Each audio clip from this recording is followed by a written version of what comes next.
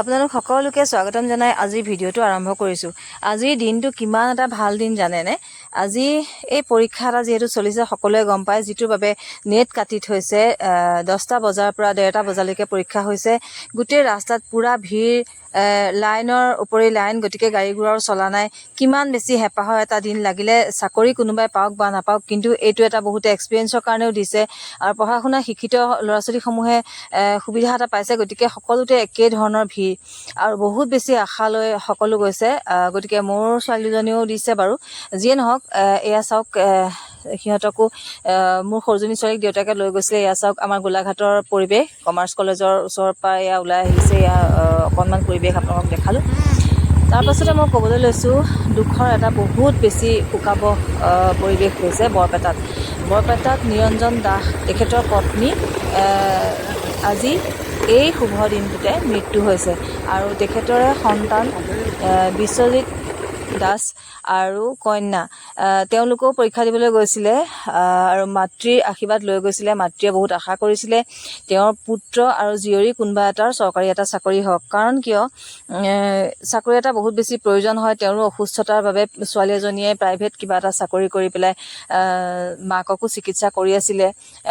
পুত্ৰও আজি ইণ্টাৰভিউ দিবলৈ গৈছিলে, এতিয়ালৈকে আহি পোৱাহি নাই পাঠশালাৰ পৰা। গতিকে তেওঁলোকে বহুত দূৰণিত দিব লগা হৈছে, বৰপেটাৰ পৰা গৈছে।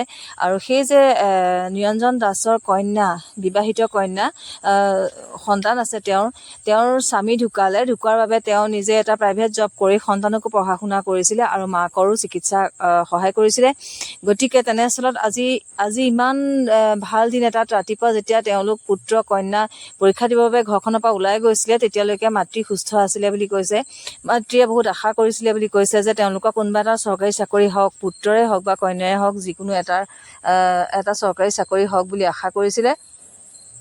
আৰু সেয়েহে তেওঁলোক গৈছিলে আৰু যেতিয়া পৰীক্ষা হলত পোৱাৰ পিছত মাকৰ স্বাস্থ্য বহুত বেছি বেয়া হ'ল আৰু হস্পিটেলত ভৰ্তি কৰিবলৈ যেতিয়া লৈ গৈছে, দেউতাকে খবৰ দিয়া নাছিলে। তেওঁলোকক পৰীক্ষা হলত খবৰ দিবও নোৱাৰে, যিহেতু মোবাইল নিয়া বন্ধ কৰি থৈছে, একো বস্তু নিব নোৱাৰে। যিহেতু পৰীক্ষা হলত সোমোৱাৰ পিছত অকল এডমিটখন নিব পাৰিব, সেইবাবে তেওঁলোকক খবৰ দিবও নোৱাৰে। গতিকে দেউতাকে, নিৰঞ্জন দাসে ভাবিলে যে সিহঁতি পৰীক্ষা হলৰ পৰা ওলাই আহক, তাৰ পাছৰ পৰা কোৱা হ'ব।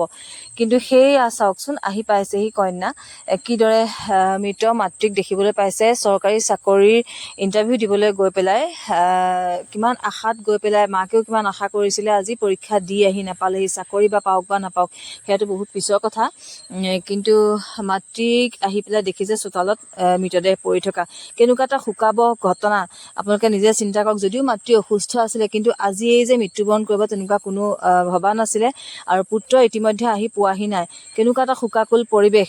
গতিকে এতিয়া শুনিবলৈ বেয়া হ'লেও চাকৰিও নহ'লে নহয় মানুহক। গতিকে চাকৰিটো ইণ্টাৰভিউ দিবলৈ গ'লে যে চাকৰিটো পাব সেইটো কথাও নহয়। যাৰ যেতিয়া মৃত্যু আচলতে যেতিয়া হ'ব লগা আছে হ'বই, কিন্তু আজিয়েই নহয়, তেওঁৰ যদি কালি হ'লহেঁতেন মৃত্যু, তেতিয়াও হয়তো পুত্ৰ কন্যা নগ'লেহেঁতেন। কিন্তু আজি তেওঁলোকক আশীৰ্বাদ দি মাতৃ মৃত্যুবৰণ হৈছে। নহ'লে হয়তো তেওঁলোকৰ ইণ্টাৰভিউ দিবলৈ যোৱা নহ'লেহেঁতেন।